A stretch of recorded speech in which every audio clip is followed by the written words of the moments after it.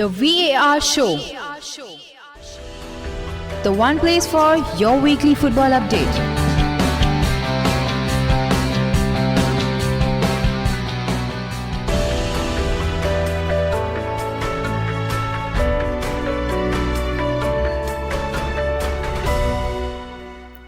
So hello, a very warm welcome to the VAR Show, the show which talks about all the various major football leagues in detail. Today we are going to go into interviews and we have a special guest. We have Shaad Naleem with us from Colombo FC Fan TV. He's also an avid Colombo FC fan. We can come to know by the channel name itself. So without wasting Yes, first, thanks Shaad for coming on the show. Thank you and welcome to the show.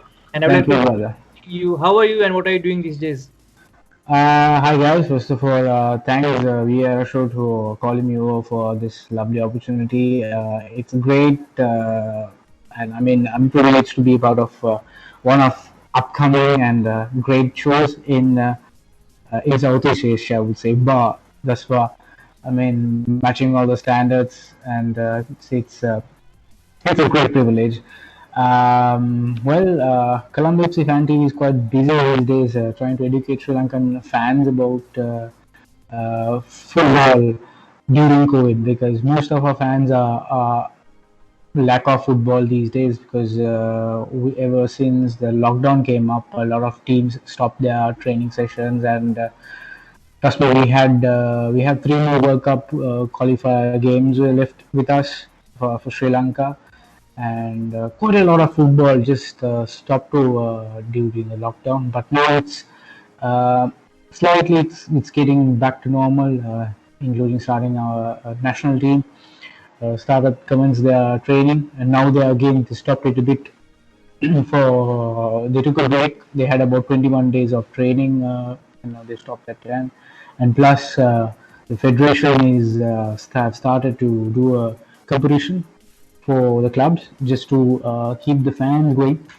So the federation has come up with a concept called President's Cup, which is an invitational tournament for 20 clubs being invited in Sri Lanka, along with the Division One or the Premium League teams. Plus, there are a few more teams coming from the lower rank divisions as well. Currently, everybody is busy with that, and as fans also we are getting into the vibe to see football back in Sri Lanka. Sunil, I wanted to ask you, when did you start the Fan TV? How long has it been?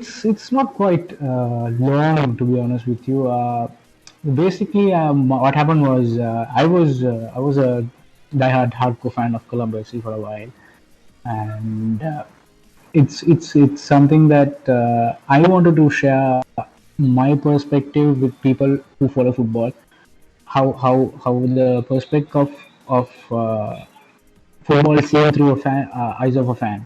So that's the whole concept of that's the reason why I came up with this idea. So uh, Club FC Fan TV was originally started on the 15th of October 2019, where we had our last season's pre-match. We had a friendly against one of our neighboring teams called Kuresi. Colombo FC had a practice match. So I went to that match and I watched the game and I came up with a review because I see people come up and giving review about the game. So that's how I started off. So then I thought to myself, right, why not? Let's do it in a more flavor added in with analytics and all these things, kind of things. So that's the inception of Colombo FC Fan TV.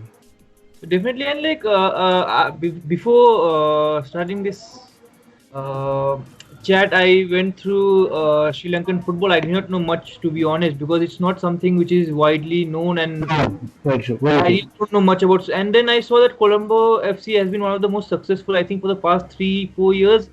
Except that Uh, last year, I think Defenders won the title. yes. We reached the title in 2 points, so it was a very competitive competition. Colombo FC was at the first 4 weeks we were leading the table, and then we had a slip in between, and it was a tug of war between four teams.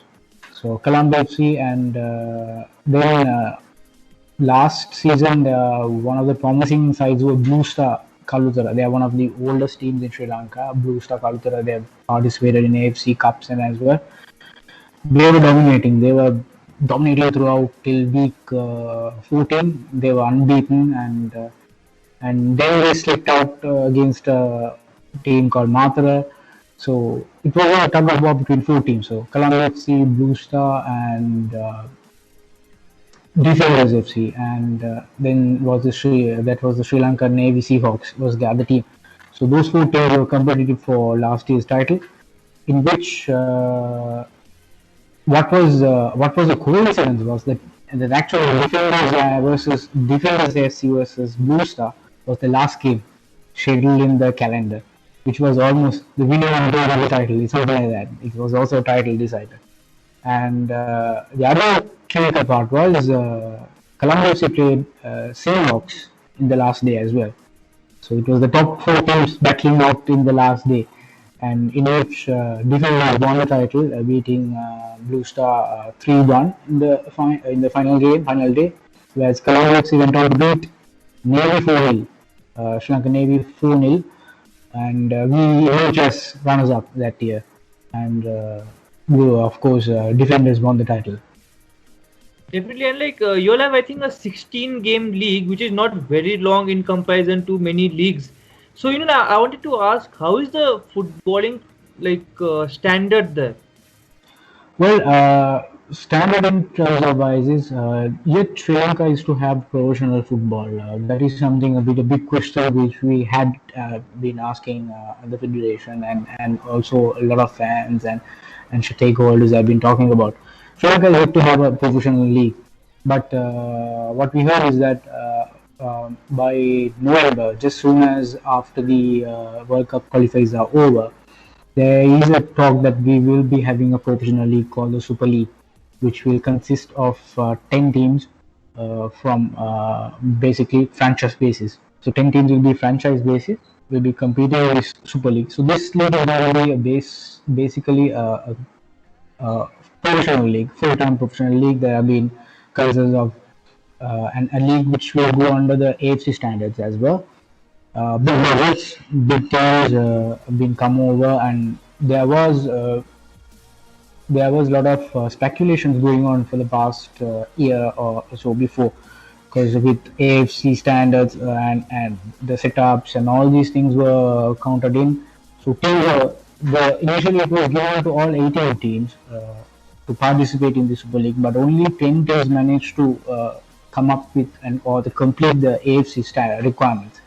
So then onwards, the federation said, right, okay, let's go with the 10 teams.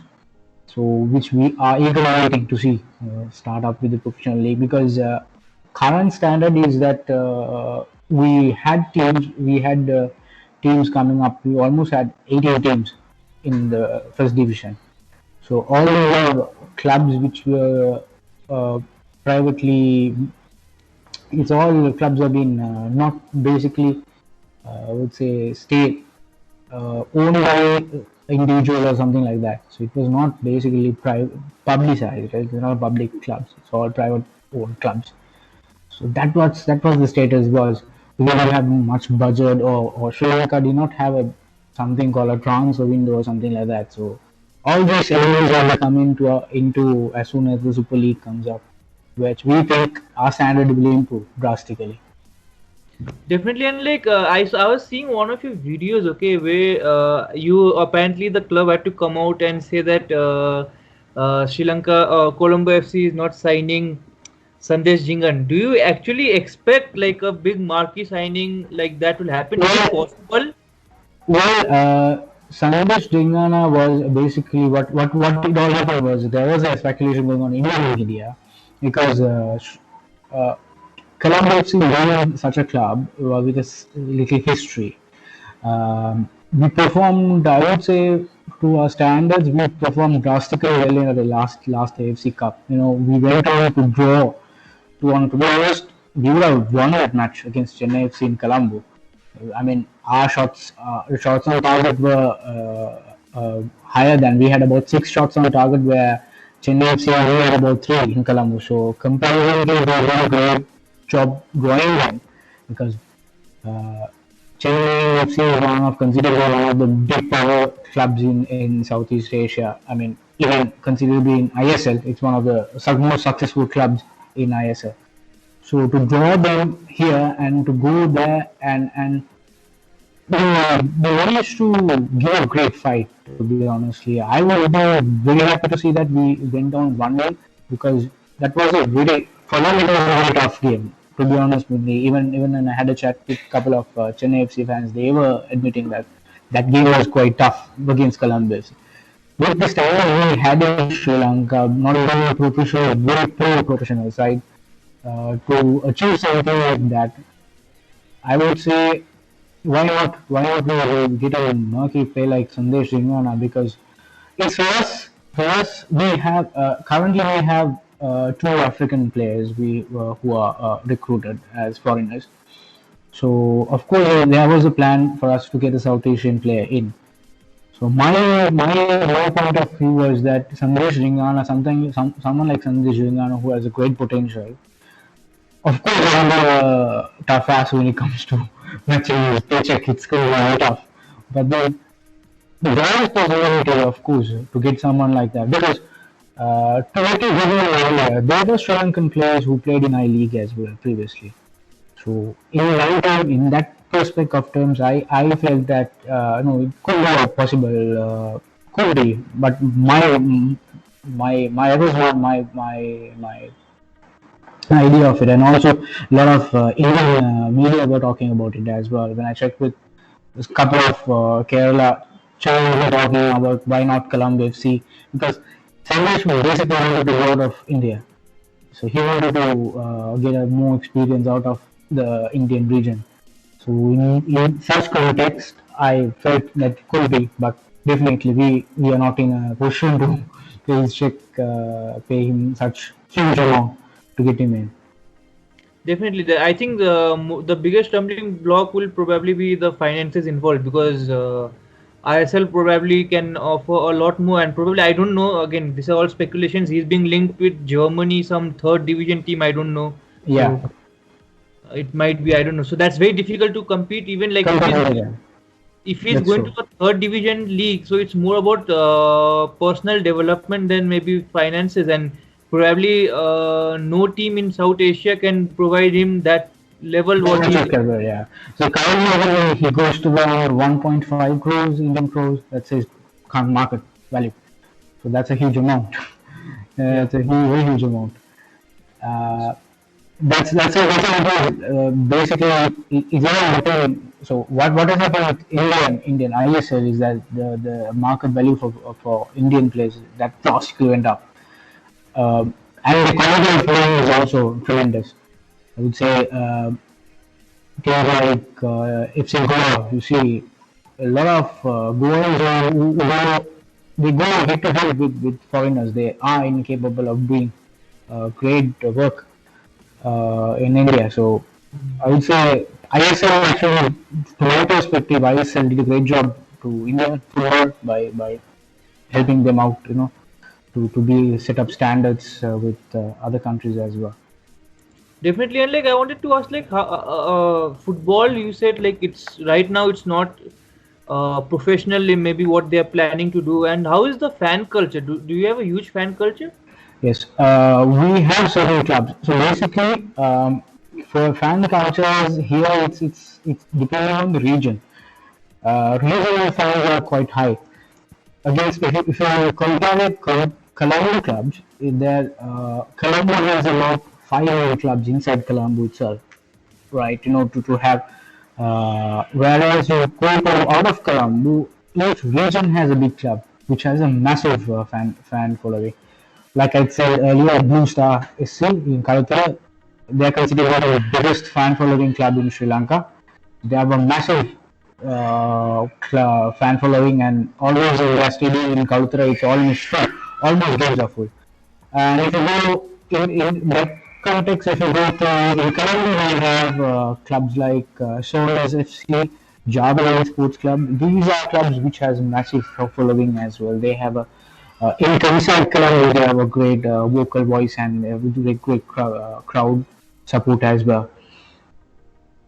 Definitely, and like I wanted to even ask you this, like in that was in terms of fan culture, and what is the infrastructure level like even if you have a to have a professional league, you require youth setup and everything, right, to make it sustainable. If you're not going to put enough finances, you need a infrastructure, like maybe where you have a continuous flow of talent. How is that in Sri Lanka in general? I'm not talking about Colombo, in general Sri Lanka, how is it? Uh, in terms of infrastructure, that it's quite little low comparing to outskirts of Colombo. Colombo is basically centralized place where you, I mean, in terms of having at least a good ground to play, quality, and setup of academies around the country, it's still rising up. Not say up to standard, but it is coming up. It is building up. Which we 5 or 6 years back, if you see, we don't have such anything at all. So basically, if a player wanted to come up play a club, what they do is they just play school, and then most of the outsiders out of Colombo, they join forces. Forces had these sports clubs where they take their players and they tune it up and they produced out to club. So those were the culture previously. Now it's been a point where uh, most of the main clubs which play the Premier League, they tend to come up with academies and stuff. So basically, school learners and school kids can join these academies and learn football, and from their youth setup, they put them out to the system.